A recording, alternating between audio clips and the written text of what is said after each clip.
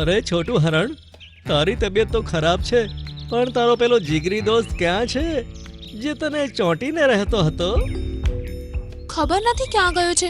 સવારથી હજુ સુધી આવ્યો નથી. તેને વિચાર્યું કે તારી બીમારીમાં તેને તારી સેવા કરવી પડશે, તેથી ભાગી જાઉં છું, એટલે તે જતો રહ્યો હશે. તેવું ના હોઈ શકે. એવું જ થયું છે.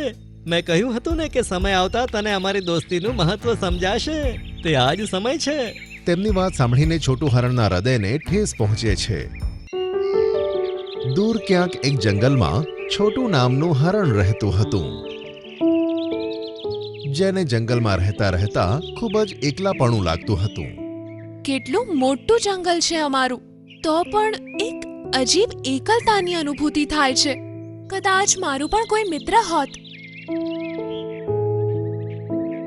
તે વખતે શિયાળ, વરુ અને રીંછ ત્યાંથી પસાર થતા હતા. એકલું કેમ રહે છે? અમારી સાથે દોસ્તી કર, અમે છીએ ને તારી સાથે રહેવા. હું અને તારી સાથે મિત્રતા કરું? તારું કામ છે બીજાને મૂર્ખ બનાવવાનું, બીજાનું ખાવાનું ચોરવાનું અને તેમને હેરાન કરવાના. તારી સાથે મિત્રતા કરીને હું ખોટી વસ્તુઓ સિવાય કાંઈ જ નથી શીખવાનો. તેના કરતાં તો હું એકલો જ સારો છું. સમય આવતા તને અમારી મિત્રતાનું મહત્વ સમજાશે. હા, જોઈ લેજે. અને પછી ત્રણે ત્યાંથી જતા રહ્યા.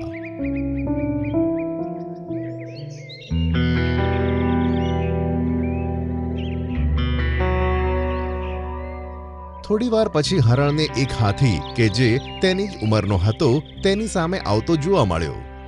હેલો પ્યારા હરણ, મારું નામ જમ્બો હાથી છે. હું આજે જ આ જંગલમાં આવ્યો છું. તારું નામ શું છે? મારું નામ છોટું હરણ છે અને હું જન્મ્યો ત્યારથી જ આ જંગલમાં રહું છું. આમ કહેતા જ બંને હસી પડ્યા અને આમ તેઓ એકબીજા સાથે ગપ્પા મારવા લાગ્યા.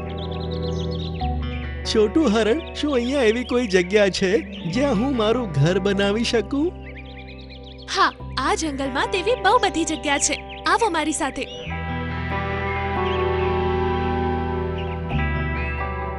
હરણ તેને એક જગ્યાએ લઈ ગયું કે જ્યાં હરિયાળી હતી અને જગ્યા પણ ખૂબ સરસ હતી. અરે વાહ, અહીંયા તો હું મારી પસંદગીનું ઘર આરામથી બનાવી શકું. હા મારા મિત્ર, અને હું પણ તેમાં તારી મદદ કરીશ. વહાલા મિત્ર, હું મારું ઘર જાતે બનાવીશ. હું તારો ફાયદો ઉઠાવવા નથી માંગતો. આ સાંભળીને પણ હરણે તેની મદદ કરવાનો ફેસલો છોડ્યો નહીં.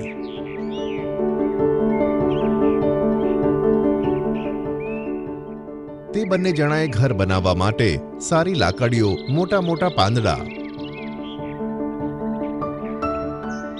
અને છાપરું બનાવવા માટે પાતળી દાંડીઓ ભેગી કરી. બંને જણાએ મળીને 2 દિવસની અંદર જ એક ઝૂંપડી જેવું ઘર બનાવ્યું. વાહ, કેટલું સરસ ઘર બન્યું છે. તારો ખૂબ ખૂબ આભાર મારા હરણ દોસ્ત. ધન્યવાદની જરૂર નથી. તું મારો પ્રિય મિત્ર છે. આ તો મારે કરવાનું જ હતું. આ દિવસથી બંને એકબીજાના પાક્કા મિત્રો બન્યા. સાંજ પડી. હરણ હાથીથી રજા લઈને પોતાની ગુફા તરફ આગળ વધ્યું. હરણ દરરોજ હાથીના ઘરે આવતો અને આખો દિવસ બંને સાથે રહેતા. એક દિવસ જ્યારે છોટું હરણ જમ્બો હાથીના ઘરે ના આવ્યું તો હાથીને ઘણી ચિંતા થઈ. હવે હાથી છોટું હરણની ગુફાએ પહોંચ્યો. અરે શું થયું છોટું હરણ, તું આજે મારા ઘરે કેમ ના આવ્યો? જમ્બો હાથી, મને ખૂબ દુખાવો થાય છે. મારાથી ઊભા નથી રહેવાતું. હાથીએ પોતાની સૂંઢ અડાડી અને જાણી લીધું કે છોટું હરણને તાવ આવ્યો છે. વહાલા મિત્ર, તને તો ઘણો તાવ આવ્યો છે. આમ કહીને હાથીએ કંઈક વિચાર્યું અને બોલ્યો કે હું જરા હમણાં આવું છું. આમ કહીને તે ત્યાંથી જતો રહ્યો. છોટું હરણ તેની રાહ જોતું રહ્યું, પણ ઘણા કલાકો વીતવા છતાં તે હાથી તેની પાસે ન આવ્યો. ફરી પેલા 3 જાનવર તેની પાસે આવ્યા. છોટું હરણ, તારી તબિયતની ખબર પડી તો અમને બહુ ખોટું લાગ્યું. આ જો, તારા માટે ખાવાનું લાવ્યા છે. તેઓએ દ્રાક્ષના ઝુમખા છોટું હરણની સામે મૂક્યા અને તેને ખાવા માટે કહ્યું. તમારો ખૂબ ખૂબ ધન્યવાદ. મને તેમ પણ ખૂબ જ ભૂખ લાગી હતી.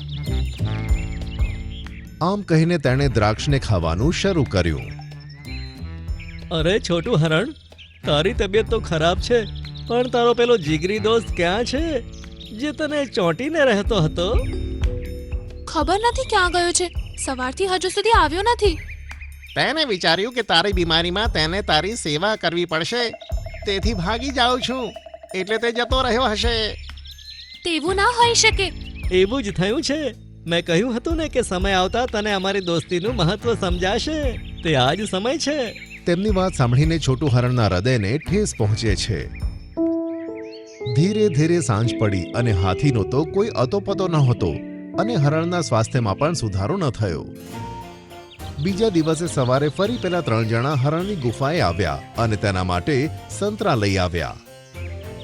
હરણ ખુશ થઈને તે ખાવા લાગ્યું.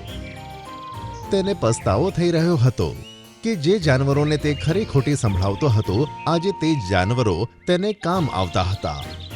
તે વારંવાર તેમનો આભાર માનતો અને તેમની માફી માંગતો હતો. થોડીવાર બધાએ વાતો કરી અને પછી ત્યાંથી જતા રહ્યા. હવે બહુ થયું. ક્યાં સુધી એની નોકરી કરીશું? આપણા પ્લાનને અંજામ આપવાનો સમય આવી ગયો છે. સાંજના સમયે જ્યારે હરણ એકલું હતું ત્યારે જંબો હાથી ત્યાં પહોંચી ગયો.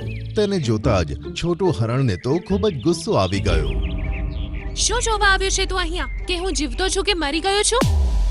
એવું કેમ બોલે છે મિત્ર? મને મિત્ર ના કહીશ. મિત્ર તે હોય કે જે સારા અને ખરાબ બંને સમય સાથ નિભાવે. તું તો મારી તબિયત ખરાબ થઈ એટલે તરત છોડીને જતો રહ્યો. મને ખાવાનું પણ તે લોકો લાવીને આપે છે જેમની જોડે હું સરખી રીતે વાત પણ નહોતો કરતો. તને હજુ કશું ખબર નથી ને, એટલે તું ગુસ્સો કરી રહ્યું છે. હું તારો સાથ છોડીને ભાગ્યો ન હતો. મને ખબર પડી ગઈ હતી કે તને ડેન્ગ્યુ તાવ આવ્યો છે અને તારી પાસે ફક્ત 3 દિવસ હતા. મેં મારા ઘરમાં આની દવાઓ રાખી હતી, પણ ખબર નહીં કોણ જાણે એ દવાઓ ક્યાં ગાયબ થઈ ગઈ.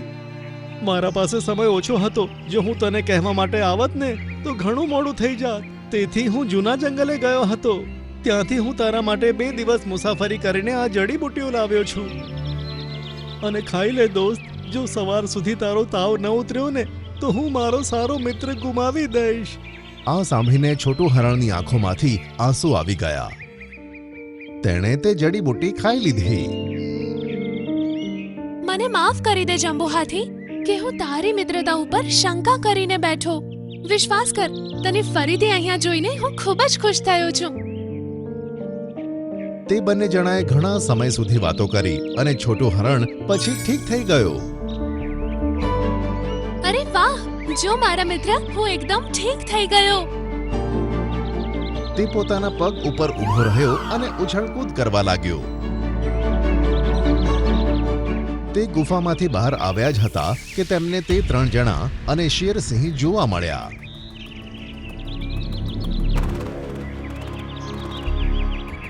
અરે, તમારા લોકો સાથે આ શેરસિંહ અહીંયા શું કરી રહ્યો છે? શેરસિંહ, આજ તે હરણ છે જેને અમે તમારા માટે તૈયાર કર્યું છે. આ જોઈને છોટું હરણ ડરી ગયું. હવે તેને ખબર પડી કે શા માટે તે 3 જણા આની સેવા કરતા હતા. મારું ફેવરેટ ખાવાનું, એક હરણ. આમ કહીને શેરસિંહ છોટું હરણ તરફ વધવા લાગ્યો. પણ ત્યાં જ જંબો હાથી તેમની વચ્ચે આવ્યો અને બોલ્યો કે મારા રહેતા મારા મિત્રને કોઈ કશું નહીં કરી શકે. આમ કહીને તેણે શેરસિંહને એવી ટક્કર મારી કે તે દૂર જઈને પડ્યો.